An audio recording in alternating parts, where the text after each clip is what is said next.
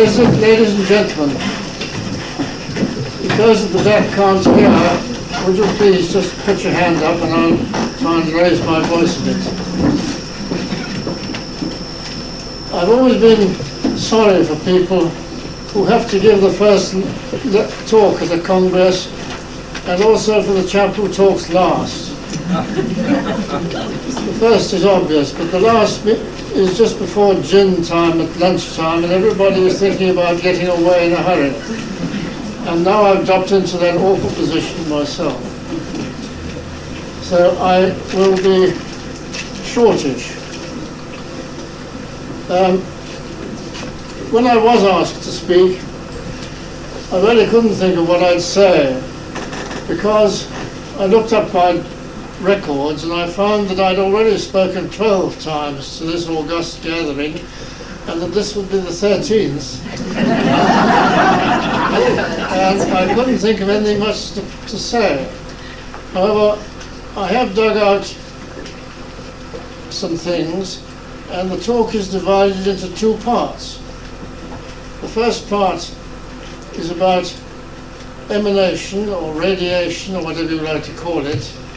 And the second part, I'm taking a risk because very few dowsers ever admit failures, and I'm going to talk about failures from a constructive point of view because one can always learn from them, and I believe in fact they shouldn't ever occur if one's careful. So the first part is about emanation or radiation, whatever you like to call it. A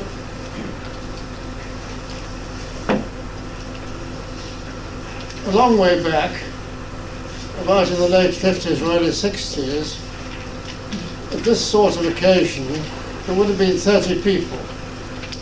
Some would have been very eminent dowsers, all would be practical dowsers, some would be healers.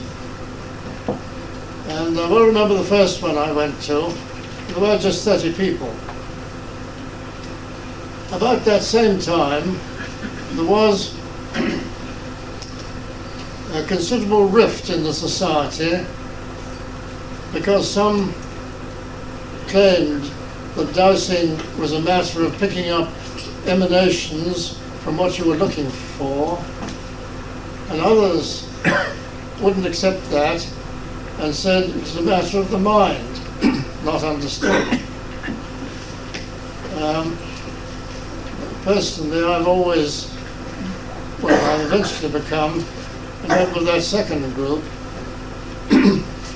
mainly because with distant dowsing, there's no question of picking up emanations.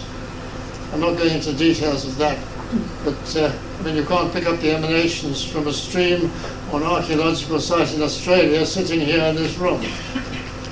And so that is out, really. But there was that rift then. Well, then I wasn't very interested in the emanation side until about 1980.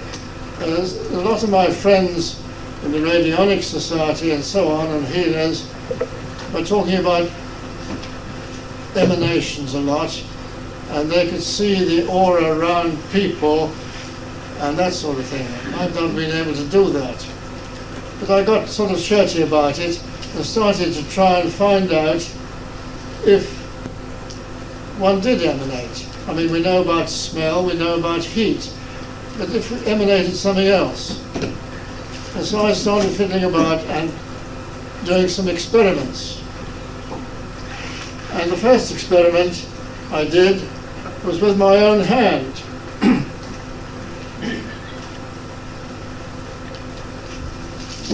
That is not the original. I've copied it because to make it big enough for you to see. But if you want to see the original, it's here on the table behind me. And what I found really surprised me because I found that there were rings around the hand and they went out a certain distance. This was done with my right hand with a pendulum sitting on a table, fiddling about, not faking it, trying to be sensible about finding what was there. And generally the shape was quite interesting because the furthest out was by the first two fingers of the hand, but at the wrist there didn't appear to be much emanation at all. It came in between the thumb and the fingers. That's the hand placed flat on the table. And then these various lines mark the distance out of differing strengths. The closest in I rated as 10 out of 10, and then they gradually decrease. I haven't shown right out to 0 here because, well, I got tired of doing the copy for you. That's about 9, that's 8, 7, 6, 5, 4, 3, 2, 1. So that's a decreasing strength as one got further from the hand. Stronger first finger, second finger, very little emanation from the wrist. One other factor I found, these lines I marked in are limits of a certain strength, but they're not lines pushing outwards so much. I found that there's a movement along that line, and that movement alters periodically. In this one, for instance, the force might be moving clockwise, two further out might be moving anti-clockwise. Now that's very complicated, but it gets more complicated later on. I should have said at the very beginning, I've no proof of this, it's my own work only. And you know I like proof of things, but as far as I'm concerned, this works. But from your point of view, you can be skeptical about it. Now that's the hand flat. The hand on edge, I don't know if you can see that so well, but that's the hand on edge on a bit of paper. Again, the lines run out. The strongest effect is from the first and second fingers, and is also strong from the palm of the hand. Again, it comes in tight at the wrist, and there's not much emanation from there.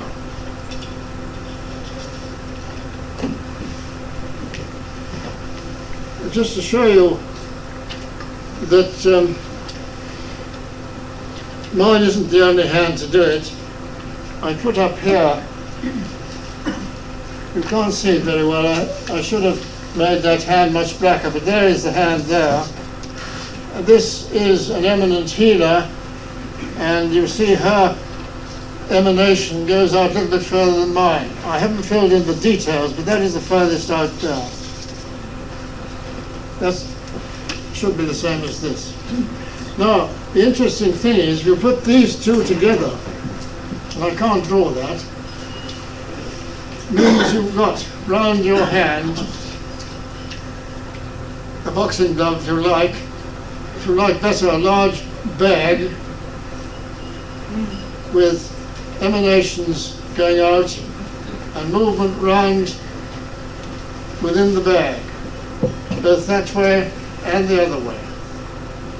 It takes a bit of mental stretch to get all that, but this is what I have found.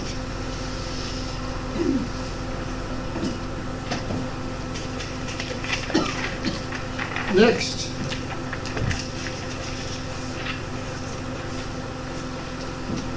I wondered what the effect of two hands would be.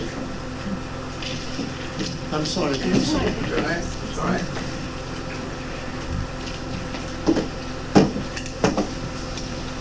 That is my right hand, and this is the left hand of a friend of mine who's a healer. She's a natural healer and practices the Alexander treatment and so on. Now, the interesting thing about this is that you get the same emanations same sort of strength, 10, 9, 8, 7, 6, 5, and the same movement. But where the two hand emanations meet, this is the thing that interests me. I thought they would mingle, but they appear not to. And they appear to squash like a football or something like that, and you get no mixing at all as far as I could see.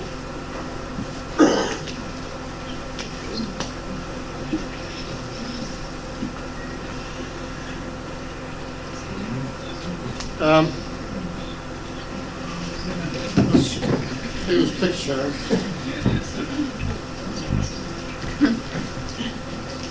Let's see.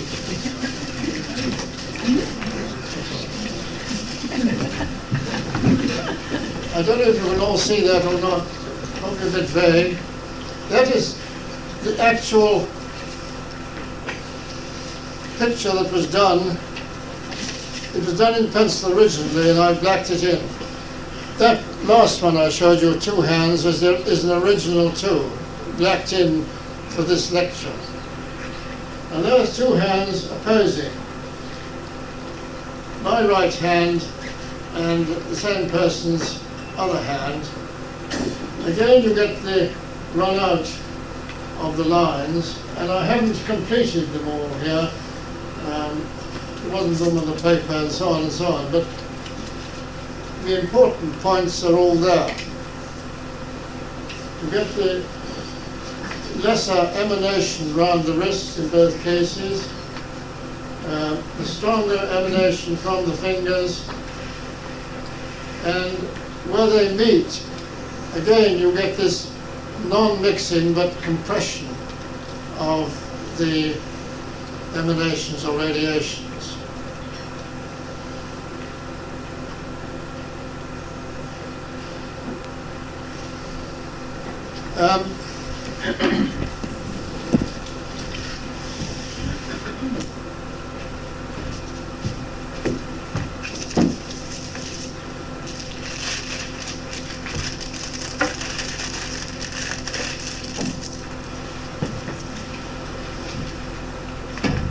That basically is a picture of my washed right foot.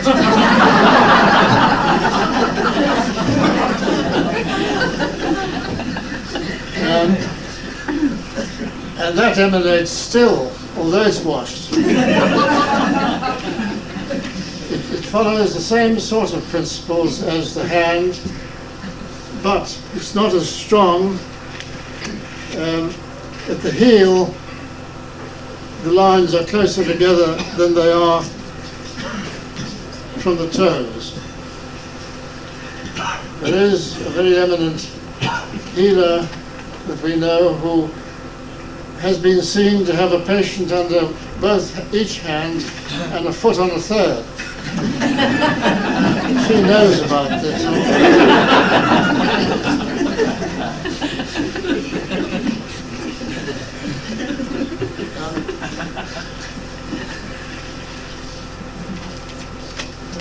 I don't know how to sum this up. Well, I can sum it up, but point is, that's as far as I've got in these sort of experiments, and that was way back in 1980.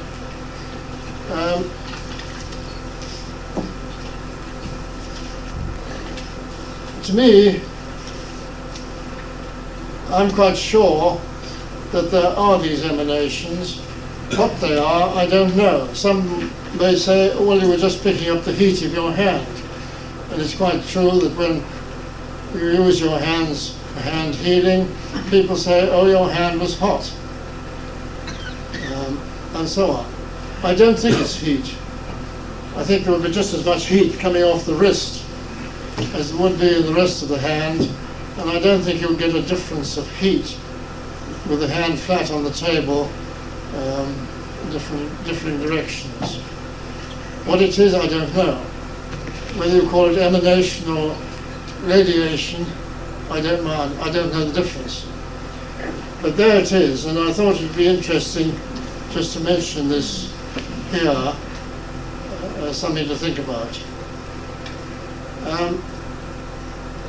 Something does happen when one is trying to work with hand healing. People do notice it, and something undoubtedly happens. Whether one is only relaxing the person and letting their own healing business get going, I don't know. But there is something in the hand.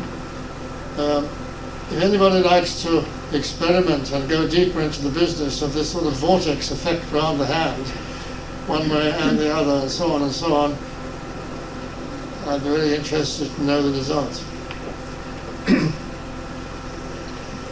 And incidentally, to finish the subject,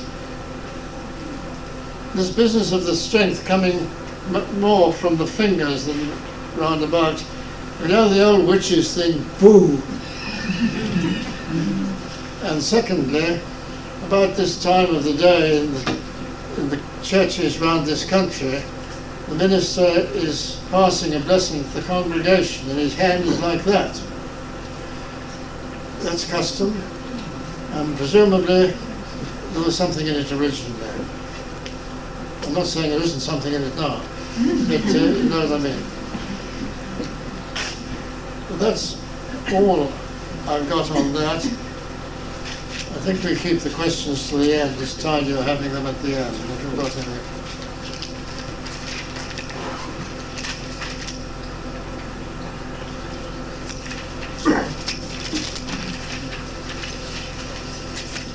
The second part is about failures.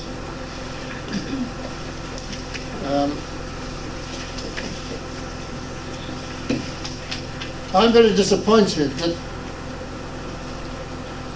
we as Dowsers haven't been accepted yet in the same way that other professionals are.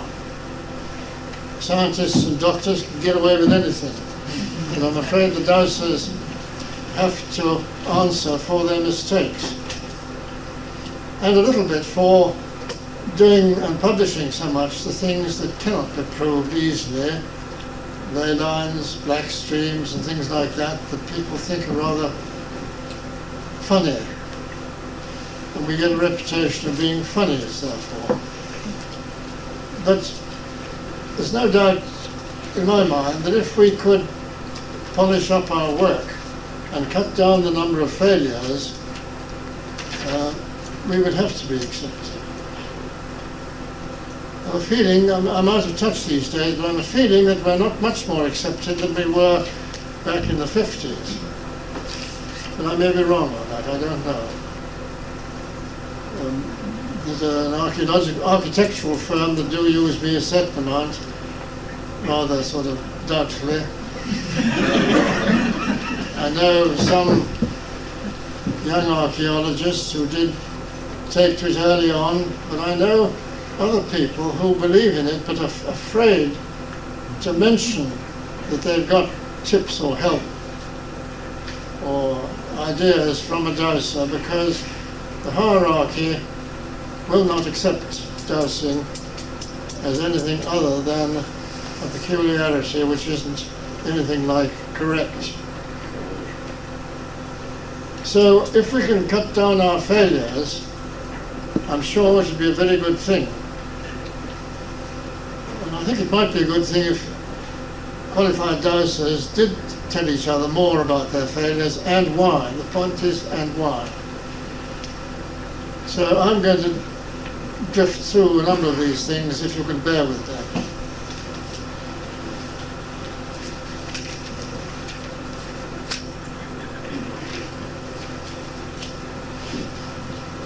I made up a little couplet the other day.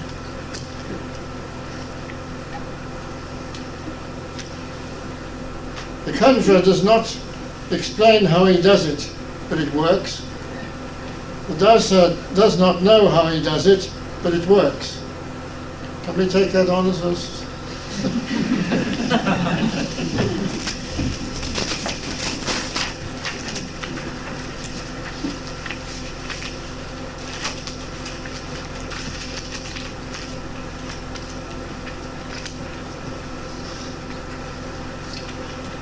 case anybody gets worried by what I've said, the qualified dowser is only human, and he will make mistakes, whatever precautions he takes. I accept that fact, but I still stick to the point that faults shouldn't occur, and we must try and prevent them.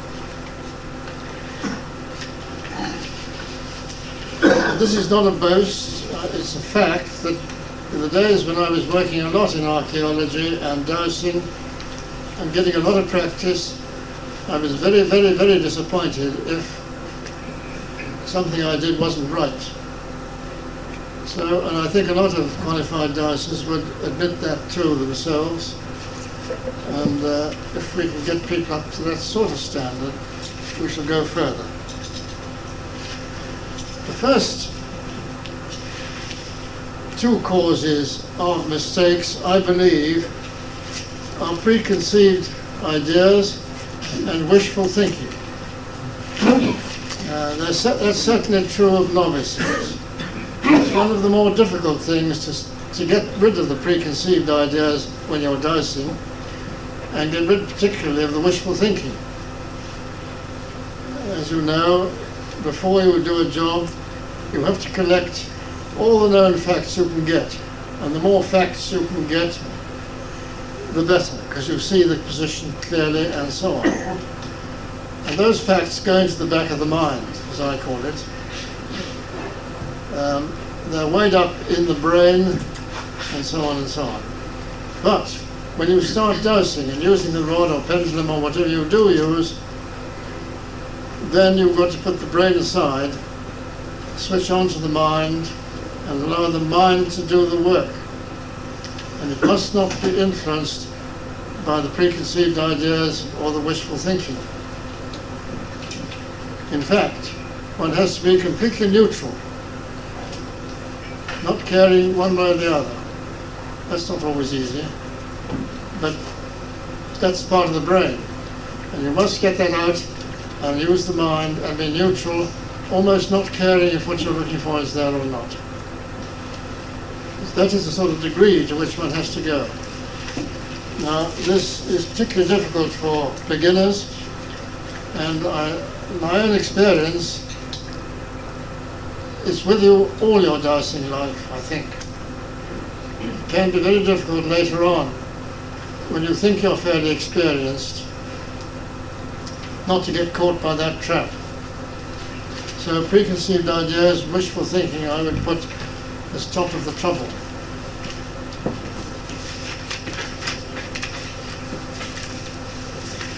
Now, remanence. I don't know if everybody here knows what I mean by remanence. Anybody not?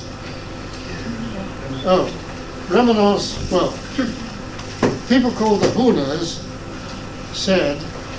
believed that wherever a person went, they left a thread behind them, rather like a spider. Whether they believe that's true, whether they believe it's true of animals and other things or not, I don't know. But I agree with the Hooners to the extent that wherever a person's been, you can find out that thread. Whether there's a thread there or not, I don't know.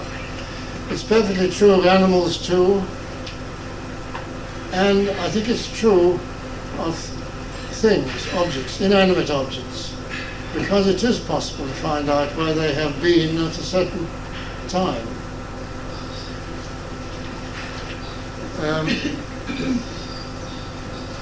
So wherever you've been, you leave something which can be found.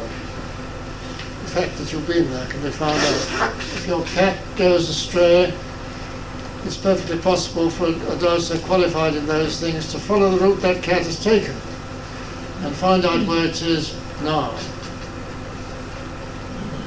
The catch is that remanence works both ways, and if you're not very careful, you can pick up, if you're looking for X, you may think he or she is there, and what you've picked up is where he or she was yesterday or the day before or a month ago.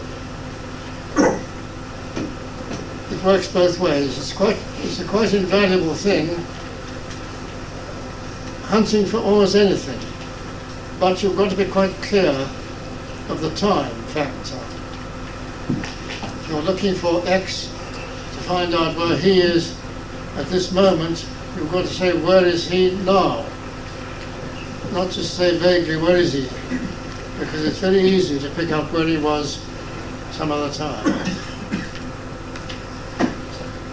Incidentally, I never go in for future, so where he will be next week is quite a different thing, and I'm not suggesting that at all.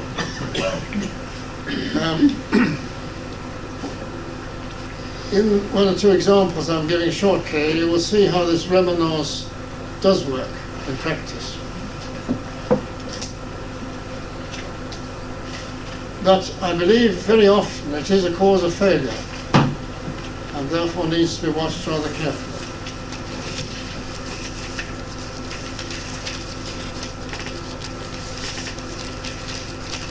Lack of briefing. Well, we've all experienced that. And if Mrs. Snooks loses her favourite ring and applies to you to try and find it, it's very, very difficult to find out exactly what she was doing at the time she lost it, the general circumstances around it, and so on and so on. She may believe that these are correct, the things she tells you, but very, very often I find they are not correct. Lack of briefing in many ways is one of the more difficult problems.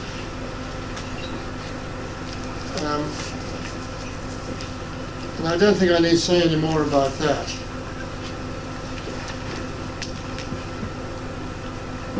As I said earlier, the more information you can get on any particular thing, the better it is.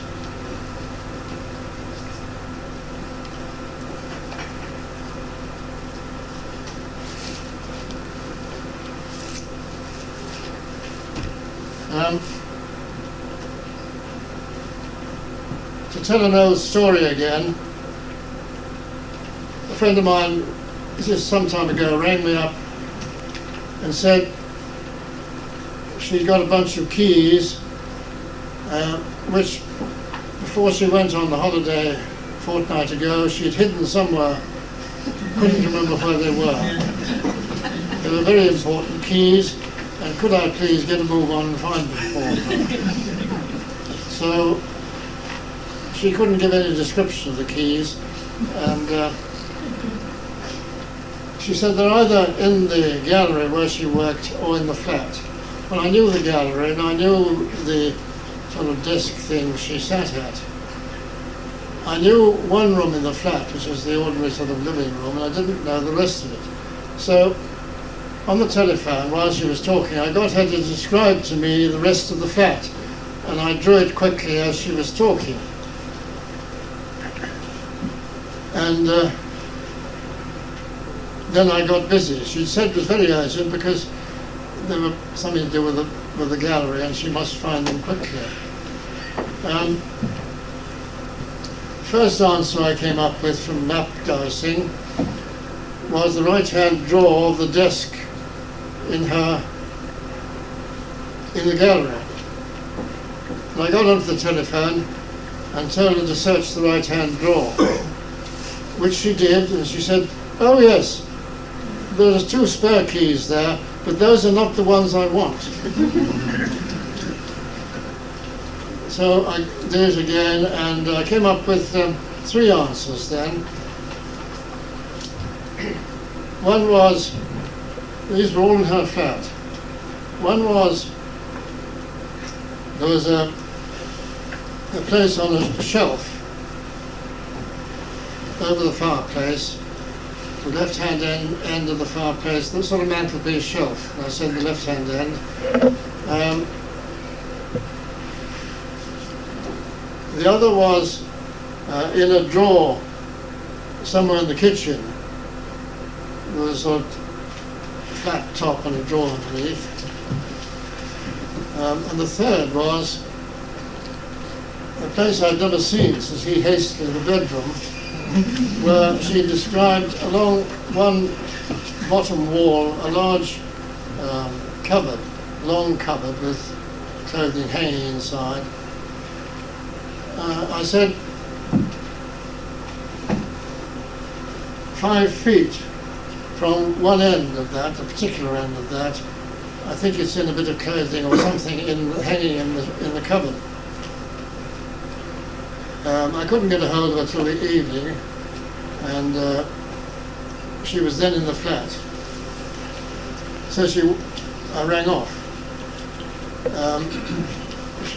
She rang back later and said the drawer in the flat top, which was mentioned, had 2 spare keys for the flat in it, but they're not the keys I want. The shelf by the fireplace, that is a place I often hide things, but the keys weren't there. And she said, I went into the cupboard where you said, and at the back of the cupboard was a basket hanging on a peg, and in the basket were the keys. Now, the point of the story being told now is that there we had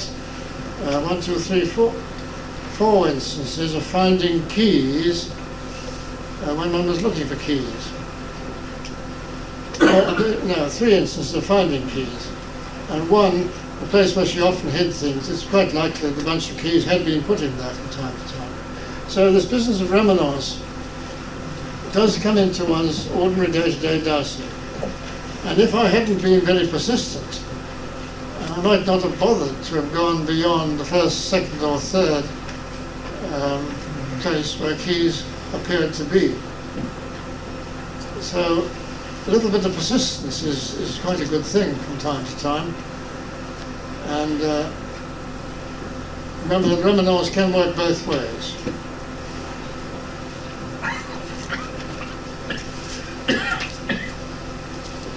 A lack of technical knowledge is the next point.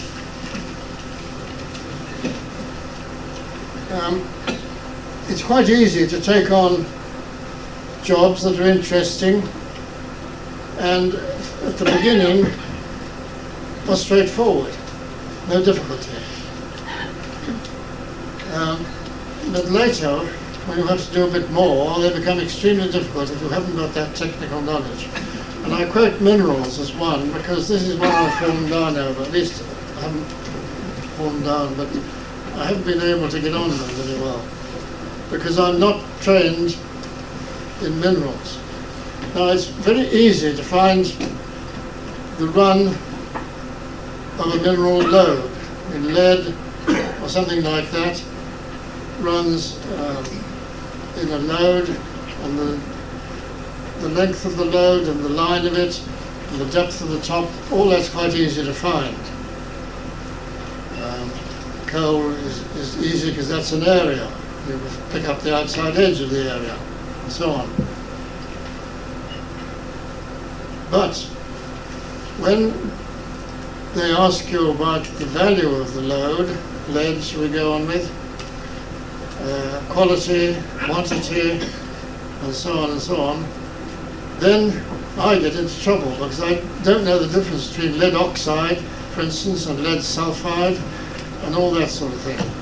And I couldn't possibly work out the value of the lead load. And this is what I mean by technical knowledge.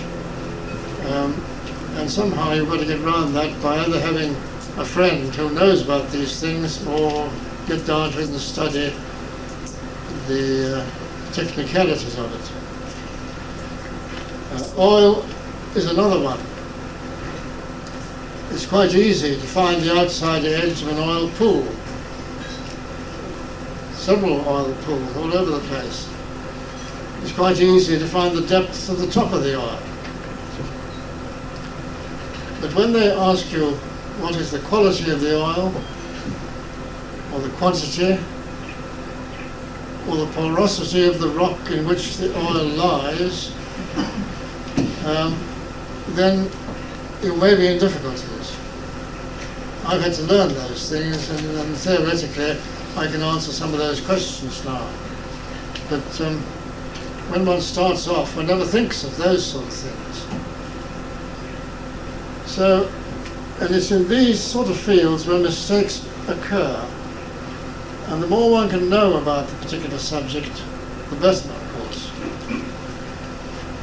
in archaeology it's very easy to make mistakes, even when you're quite practiced at it. I was quite certain I'd found a Roman signal station up in Hampshire once, and we had the curved bits of ditch and all that sort of thing, but it wasn't. It was the wrong date. I was several hundred years out. So the technical side we've got to know about.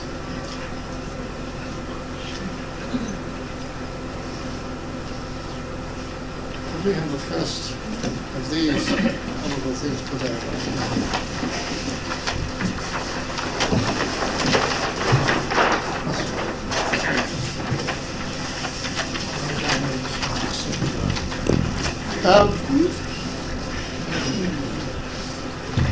Fairly recently, a chap rang me up from Australia and said he'd read my book.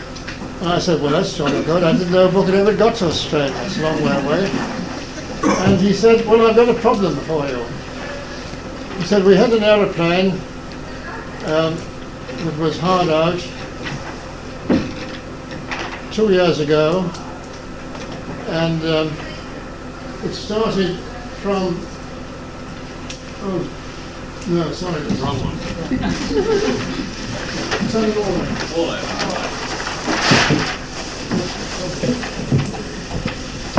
It started from the northern edge of New South Wales.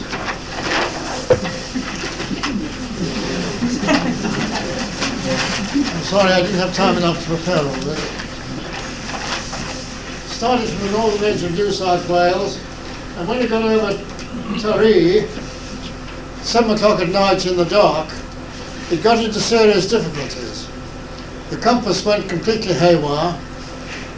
He got a small fire somewhere in the aircraft, and the pilot got desperate. Eventually they heard the fire had been put out, but the aircraft went off the air and was never seen again. It had 4 people on board. I was asked to find the aeroplane. Well, it was 2.5 years old to begin with. And this chap was very emphatic that I should try. And you know what one's like. One likes to take things on if one possibly can, particularly if it's something you haven't done before, and have a crack at it. And he wrote a letter a little while later confirming all this and said, it'll be a miracle if you find them. Well, the miracle didn't happen, but I'll tell you what did happen. There's a lesson to be learned from it even then. The area I was given to search was 120-mile circle diameter. It's very hilly and mountainous country. There are various ranges which I've marked in. I don't know if you can see them or not, but very hilly country. And in his letter also he said, be very careful because there are lots of lost aeroplanes in this area. Well, that was all right. He sent me a picture of the Cessna it was, and the number on it. So I started off, and I got eventually 2 what I thought were hopeful routes and points to search. There was this one here in these mountains, and that route around there and back into these mountains. I told him about these, and he discounted this one, the nearer one, for some reason or other, and I can't remember what. But he was very interested in the further one. He reckoned that it was quite possible, although it was a long way away, it was quite possible that they had got there, so on. About 6 months later, he went up into that area with a friend and walked up in the mountains for a couple of days. they didn't find any sign of an aeroplane. He said the country was very difficult and very rough and very thick and very dangerous. He said was full of snakes. And then I got another note a few days after that, about 3 days later, and he said that they'd found a chap very close to this area who'd said that, who'd only come to that area in the last year, but he said that some time before, and he didn't know how soon, how long before, 2 aeroplanes had been lost in that area. One of them had contained a man and his wife and 2 children, 2 boys, and that one had crashed. The mother and father had been killed, and the boys had survived and walked down the hill. I should have said, before I told you the story, that this crash, I had thought, one man had survived and walked down the hill. Well, that is the story for what it's worth. Whether I picked up this other aircraft with the parents and the 2 children and the children walking down the hill or not, I don't know. That's the nearest I can get. I don't make any claims about it.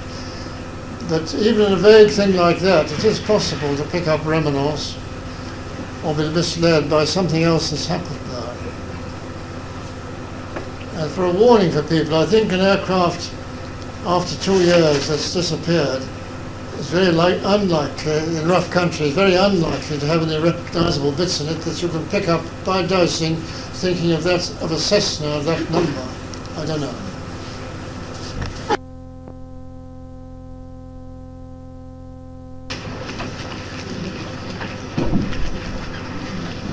Hostile people round about you.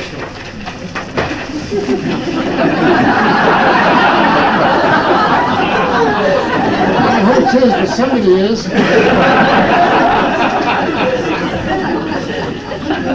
That's a very valuable document.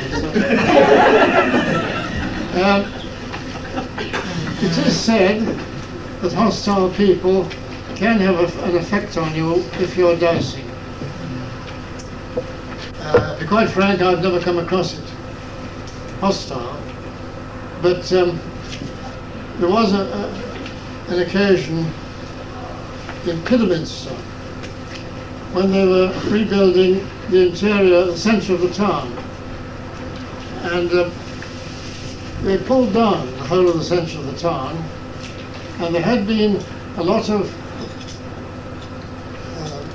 home hand industry there which required wells, and the people rebuilding the centre asked me to find any old wells that were not known of. And when I got there, the whole of the centre of this area, and it was quite a big area, was a mass of piles of stone, bulldozers, timber stacks and all the rest. It was very difficult dowsing. I'd not dowsed it, so I knew what I wanted to look for. And one morning I was close to the fence which surrounded this area, and the gaping public all outside. I was about this distance from the fence, looking for a well, and I thought by map dowsing was there.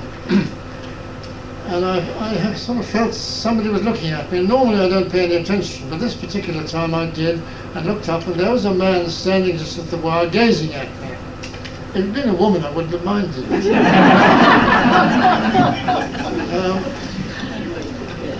I paid no attention and went on with my job. And again I felt this sort of interference with what I was doing, and again I looked up, and there he still was, absolutely fixed on me. And I sort of said, don't be stupid, and went on with the business. But in the end, I had to stop and go away and do a job somewhere else. And he was there gazing at me. Whether he was hostile, what he thought, I've no idea. But it is possible that something like that could affect your work, even if you don't know it. I don't know. I really put it merely as a possible outlet for you if you do make a mistake.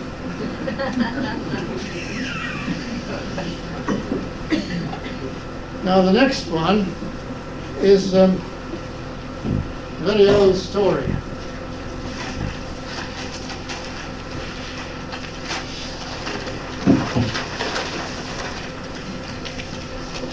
1968, I think, or thereabouts. There's one person in the room who will remember it, I think. The Granada Television were running a program, Margins of the Mind, and they were very keen that the BSD should have something in it just to show that dowsing worked. And so we agreed, and we got volunteers, and Granada said they would give us a picture of a bit of ground through which a 21-inch steel water pipe ran.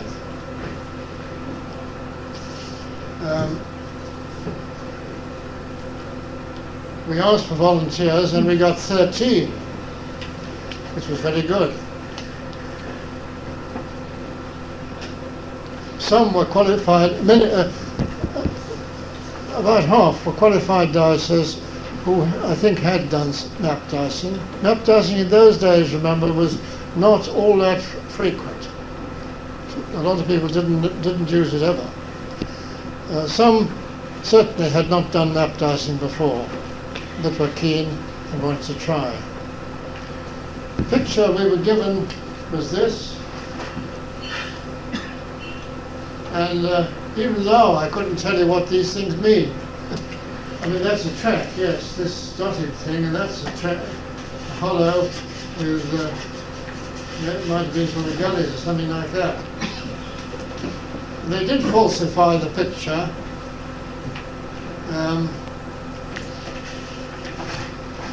And I'll show you that now, I think. That's the picture we were given. And they falsified it to the extent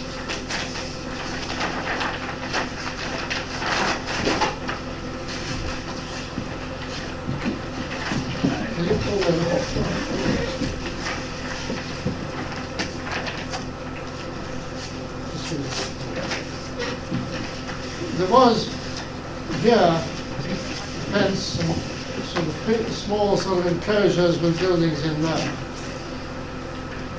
To what extent that the absence of that and the absence of this farm buildings here, to what extent that would put people off, I'm not prepared to say, because one has done dowsing on mere sketches which are very far from accurate. But there's no doubt about it that if you can, what you want to do is to get as much information as you can about the area you're going to work on. To that extent they had falsified it. Now, the results.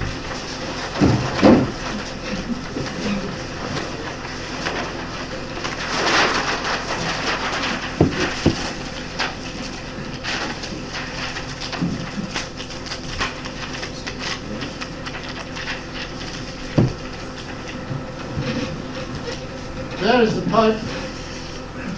You'll see underneath the picture we were given. And there is the pipe, slap across the middle. No deviation whatsoever. I don't know how many of you can see these blue lines. Each of those blue lines running right across the thing are the results handed in finding that water pipe. Not one is anywhere near. If you want to be rude, that was mine. It's not far off, it's probably the best, but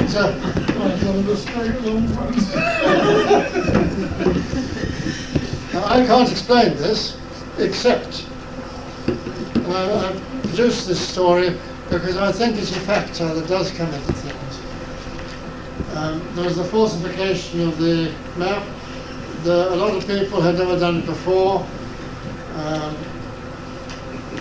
Dowsers notoriously no good under test, and they all knew this was a test, really. And there's another factor, and that is that I believe that a lot of dowsers, map dowsing the same project at the same time are apt to put each other off.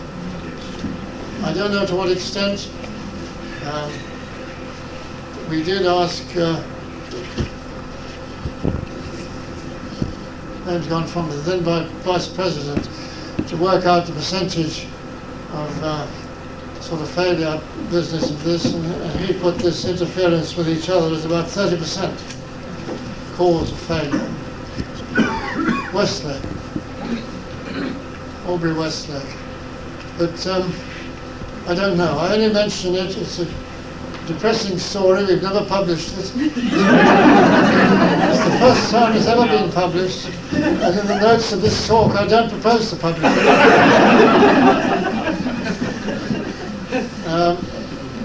There it is. But it's a possible source of trouble. And only a few months ago, I was sent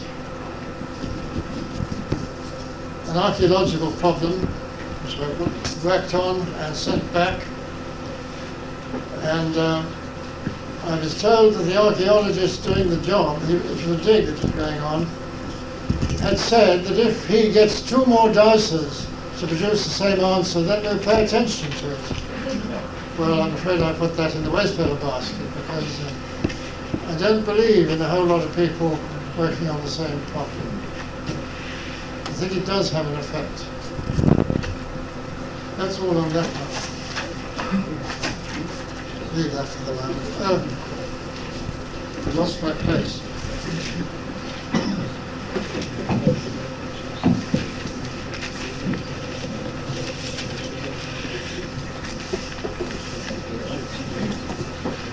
Yes, this is my last story. Did I hear somebody to say thank God?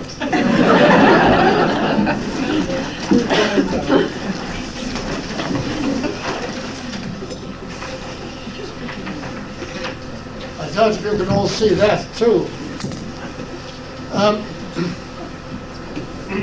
This is a very sad story. There's a place, Kingairloch,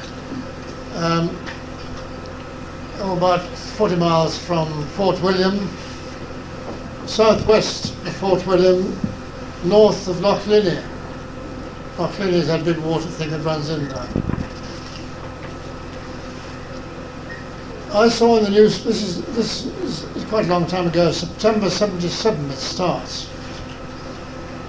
I saw in the newspaper an account that the owner had been seen to leave the house and had disappeared. The country all round is wild, hill, deer and all that sort of thing. And it said that he'd been searched for by police and dogs, and that the army had been called in, and so on and so on. And that went on for a few weeks, and then it dropped out of the news. And at the end they were saying that it was possible that he had disappeared voluntarily, and they even went as far to say that he'd possibly gone abroad for some reason or another, and inferred that he shouldn't have gone abroad. 4 months after he'd actually disappeared, I was written to by his wife and asked if I could do anything to try and help to find him. So I said yes. And I asked for some identification of him, and I suggested hair, if that was available, or photograph. And I asked for a 6-inch map of the area, or something larger scale, and an account of what had happened.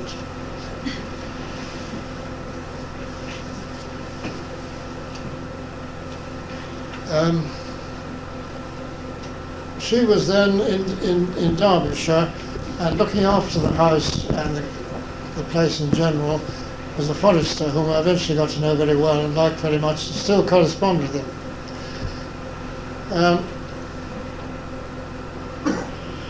He said,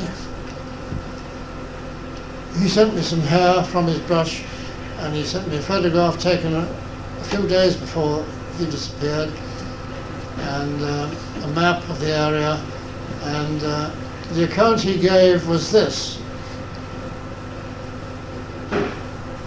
He was seen at about almost 10 in the morning preparing to go out. His wife was up the hill deer stalking and was going to be there all day. He was very keen on his plantations of young trees, and used to go out and trim the young trees, set them out. He had some hand tools he used to take with him, and he was seen with those hand tools, but was not seen to actually leave the building. He'd had some heart trouble a month or so before, but was perfectly fit and well as far as they knew. And that's all they knew.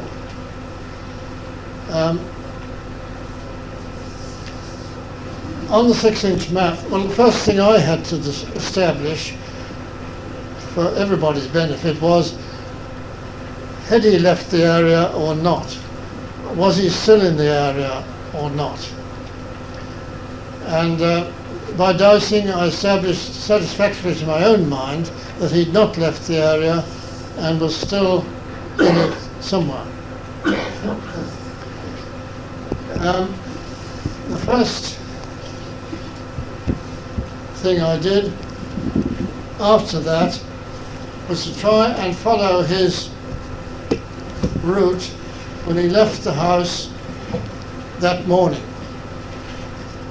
And that surprisingly came up quite easily. You see, I had the date when he disappeared and the time of day. I had his photograph and I had a sample of his hair. So theoretically I should have been able to do it quite accurately.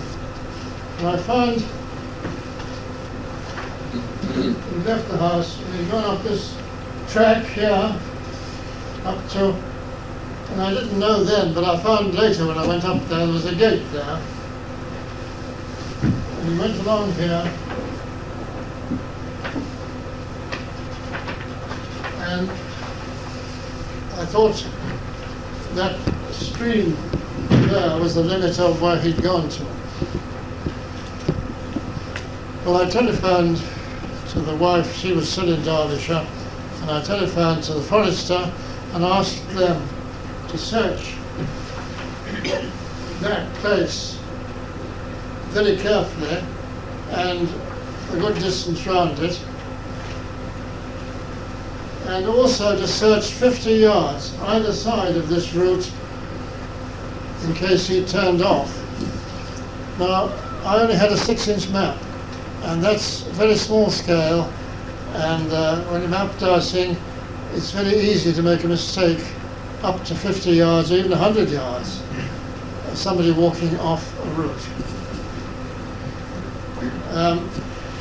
I should say that these are very thick plantations.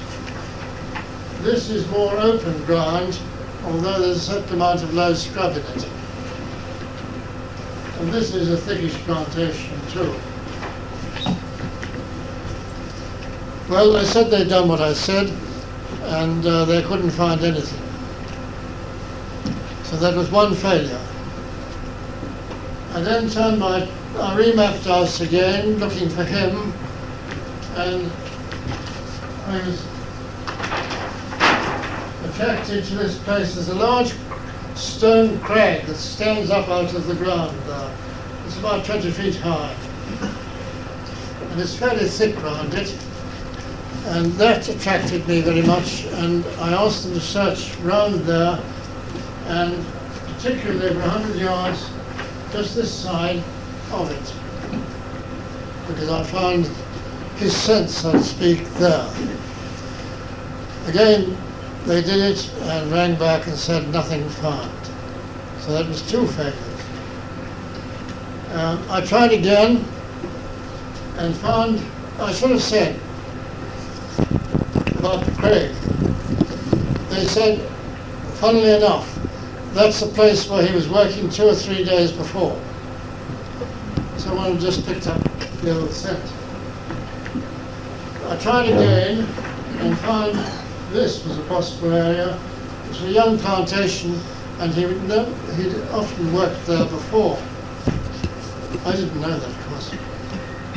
And they searched that and found nothing. But again, as I say, it's a place he had been working in previous days. That was 1, 2, 3 failures.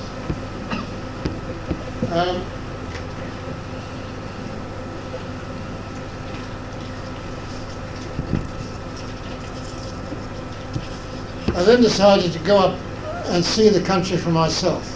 It was a long journey, but it was the only way I'd get the sense, because my map dowsing was tending to get foggy.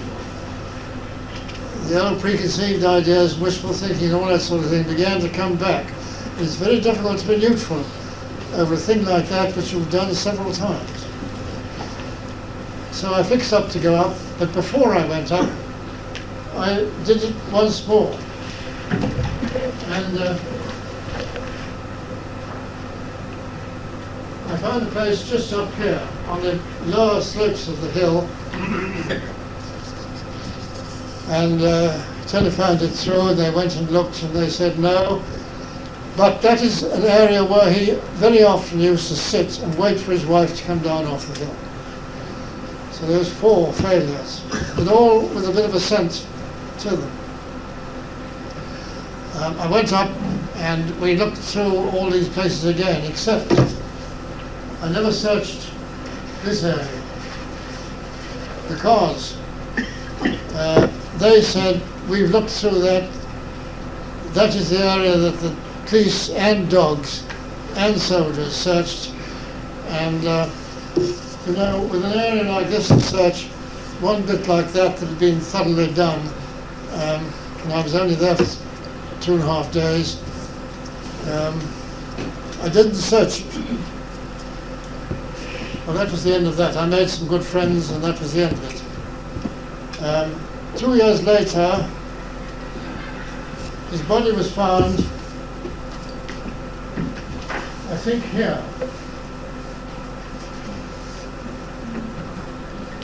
It was, they called it 60 paces from my original route. That could be 50 yards, I don't know. He was lying on his back with his tools beside him.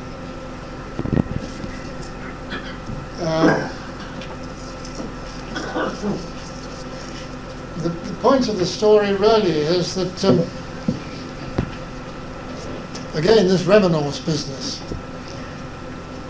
The first point, though, is my advice: if you have done something and wanted something checked and can recheck it yourself, for heaven's sake do so. Don't leave it to other people to check your work. I was very foolish, but if we had looked up there, we could have done what everybody else did and walked past, particularly as the undergrowth and so on had grown up, and so on and so on and so on. And what would remain of a person after 6 months or so up there, or after 2 years, I don't know.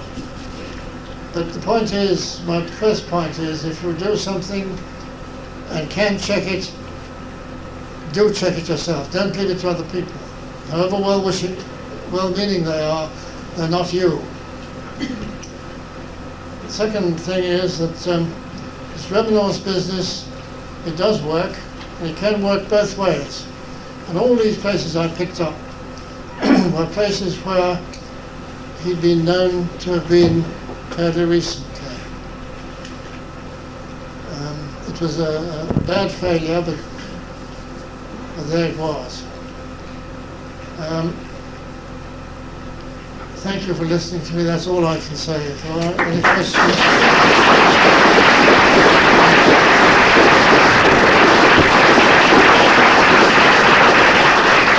Thank you very, very much for that interesting talk. Now I know that we've had some questions. Can we have the first one, please? Yes, your diagram of the healer matching your aura or magnetic field or whatever, you said they just met and buffed off in the middle.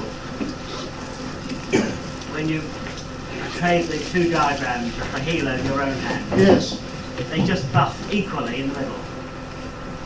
The hands didn't touch, no. That's how the magnetic field buffed in the middle.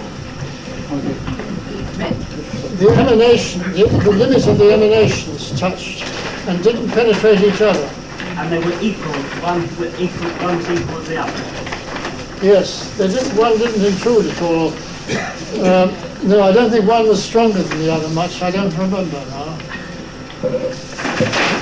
Never mind, I don't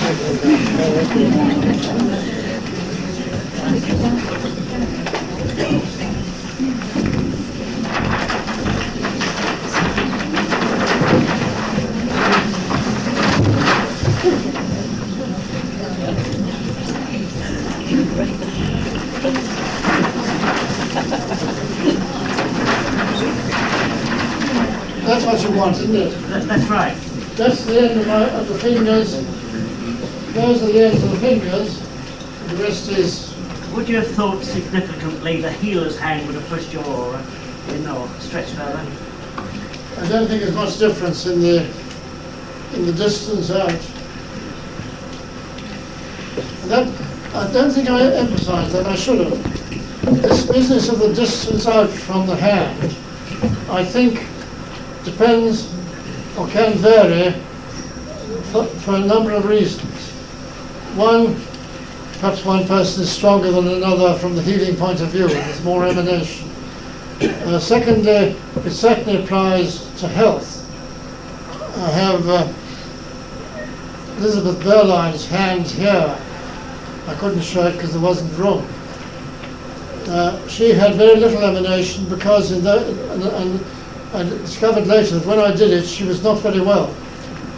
I think it depends on health and various things which I can't put my finger on.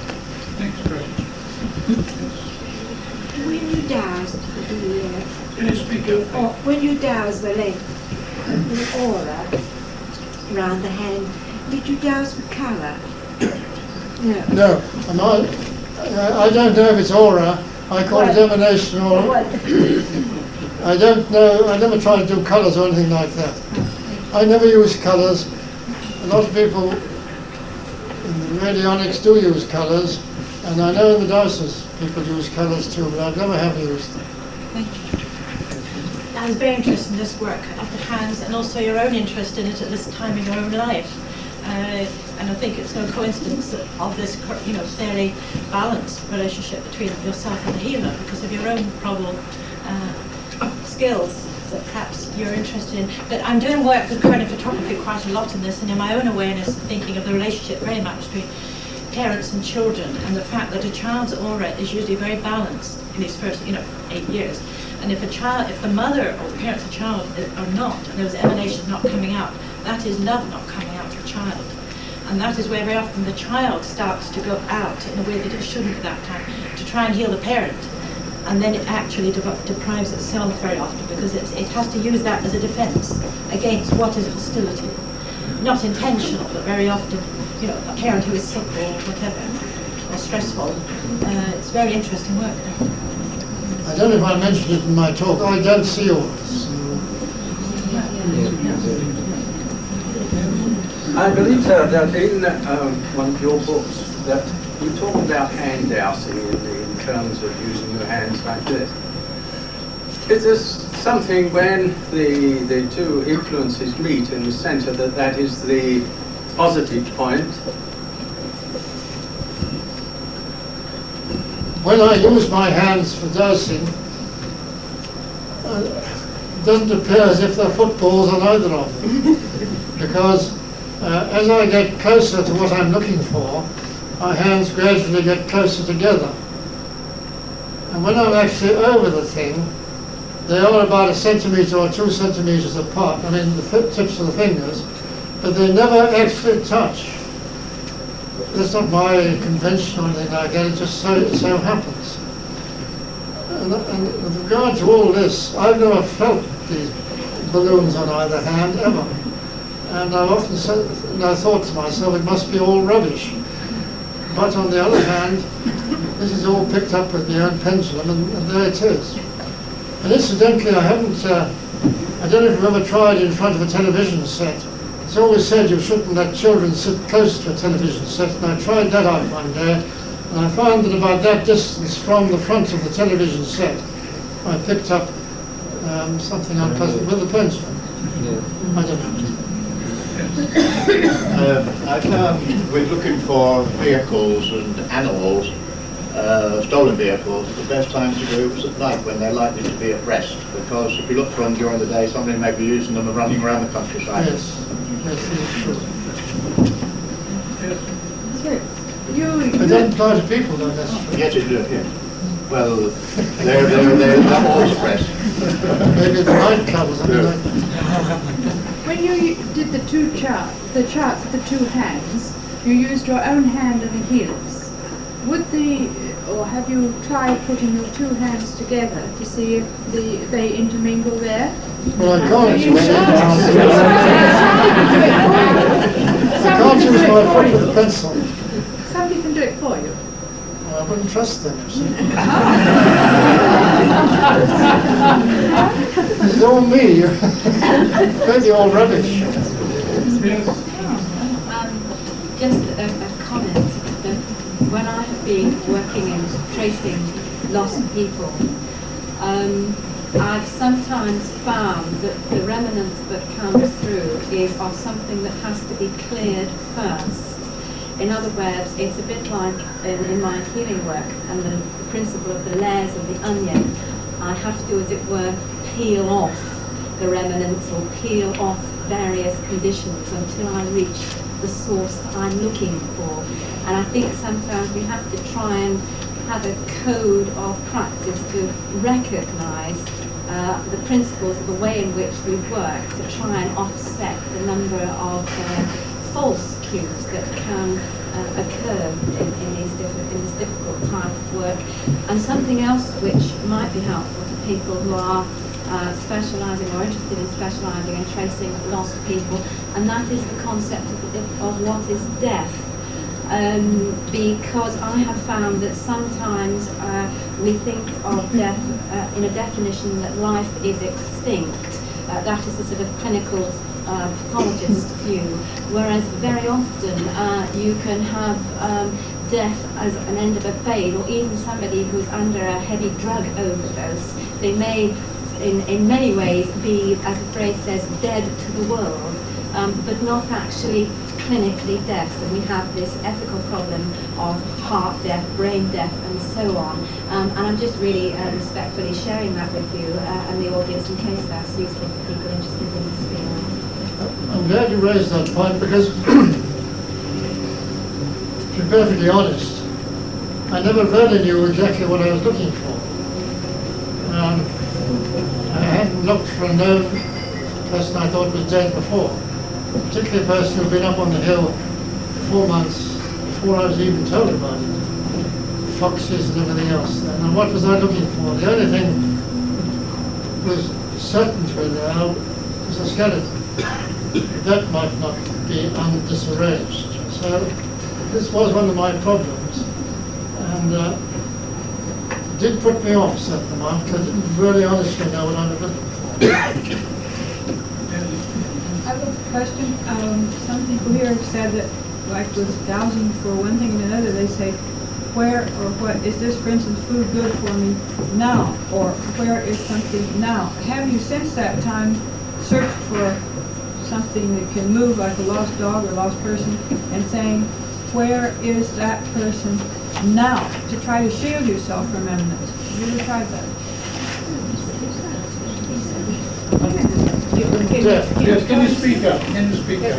No, I said, since that time, as here, some people have said, they narrow a question down to where is an object or person now, which is a shielding from a remnants of where they were. And have you ever tried that, to search for a person or a lost dog? Where is that person or dog now? Yes, Have you tried it? that is the point I was making. Have you done it successfully? You've got to do it. Or something? You've got to, if you want to find where that thing is now, you've got to say now. Otherwise, you'll pick up the old trail. Yes, I think we've got it there. I think it's with experience, Major-General. Scott-Elliot found, you know, that eventually you have to ask that question, but you start often without that knowledge, and you have to get the time element correct. Time element is simple. Yes, sir. I confirm the emanations like around the hands, and this was pointed out quite a long time ago by Ritter, who used a pendulum over the hand and demonstrated the different rotations around the hand, and of course got laughed at. And this was aimed at the physicist. I can confirm what you say about these hands. And what's more, I use it, I think, in dowsing, because I just douse with my hands and pick up things at a distance. You haven't gone as far as working out what's happening with some going this way and some going that. Yes. Yes, I'm just asked, I'll let you have it. Yes, ma'am. Have you ever done your left hand, or can't you douse, you know? Well, I use a pendulum. You Pendulum in the left hand, you see. yes, and your left is your... That would be the intuitive brain you would measure. If you did your left hand, it would be your intuitive, creative brain, your dowsing brain you'd be measuring. I can't use a pendulum in my right. You should trust somebody else to do that then. I don't trust them. As time's going, can we just have one more question, please? Yes, sir. Rather than the questions, I made an observation. You would have to shout, I'm afraid. Can you speak up? Yeah, I've put an observation rather than a question. Searching recently for a girl that was missing, taken away by her father, a broken family problem, and I identified a part of the country, and eventually the girl was discovered there with the father, but they only arrived in that part of the country 10 days after I had done the actual dowsing.